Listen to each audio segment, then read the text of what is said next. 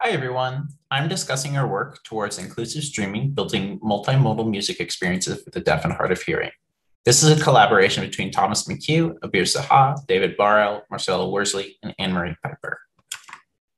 Many people consider music a core part of their cultural lives and personal identities. And music is a multimodal experience. People go to concerts to see their favorite artists perform, and they feel the vibration caused by percussive instruments. Embracing music as a multimodal experience allows its consumption to be accessible to those with hearing loss, and many deaf and hard of hearing people enjoy music through a combination of auditory, visual, and vibrational experiences. Recently, online music streaming has become a central way for people to consume music. Digital streaming services come with many conveniences. However, we sought to evaluate and improve the inclusivity of these music streaming platforms for people with hearing loss. To ground our need-finding process, we conducted semi-structured interviews with 4 deaf and hard of hearing music consumers and music educators to better understand the field of accessible music consumption. Our 3 core findings included, firstly, physicality, that music systems that emphasize physicality and the experiences they created were preferred by our interviewees. This includes using the environment around oneself and included a sense of feedback through tools like vibration. Mobile, interviewees, while dissatisfied with current methods to play music using mobile devices, were interested in using them. And also streaming. Streaming services provided endless access to songs, but our interviewees found them limiting in their accessibility. We then sought to create a contextual visualization interface that would support songs on streaming platforms. As we found, building such a device required inventing a new toolkit to overcome barriers to extending streaming interfaces, which is where this work contribution lies. Early on, we identified that Apple's FairPlay media encryption service, to protect against piracy of copyrighted streaming content, prevents audio analysis interfaces from accessing the raw audio buffers from these streaming platforms.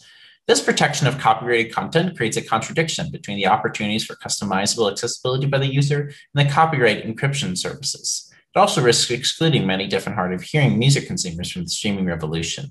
And so we began designing a toolkit that overcame these challenges.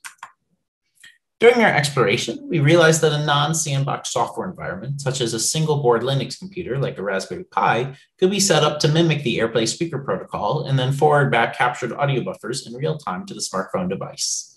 We implemented a Linux receiver that output incoming streaming to a virtual speaker. Setting the receiver's output to a virtual speaker that fed audio data into the device's default microphone allowed us to access the streaming audio data from the smartphone as a standard audio input. We then worked to create a visualization of songs using this toolkit. We trained a regression model to synthesize a color representation of the audio buffer trained on a data set of colors that participants associated with different audio buffers. To generate new images, we trained a variational autoencoder on pictures of a diverse set of artwork from the WikiArt dataset. The regressed color from a buffer was used to associate a latent vector, which was weighted with the previously used vector. Frame-based latent vectors were calculated using color similarity from the encoded WikiArt training dataset.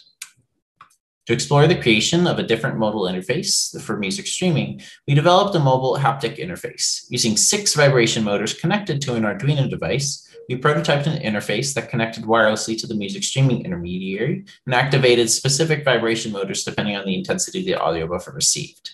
An FFT was performed on each audio buffer, and the normalized magnitude range was split into 6 ranges, 1 for each motor. Through this design process, we surfaced tensions between the realistic necessity of anti-piracy measures and protecting the financial and creative rights of artists and the ways these measures stand to affect inclusivity in these streaming services. We argue that in addition to protecting content creators' rights, streaming services should also support additional accessible interfaces for a wider audience to experience digital music. To contextualize our work within the broader literature on deaf culture, we recognize that there remains a debate over the importance of music within this community. This work does not seek to impose a view on the importance of music for those with hearing loss, but only to support those who have hearing loss and who also have enjoyed, or wish to enjoy digital music streaming experiences.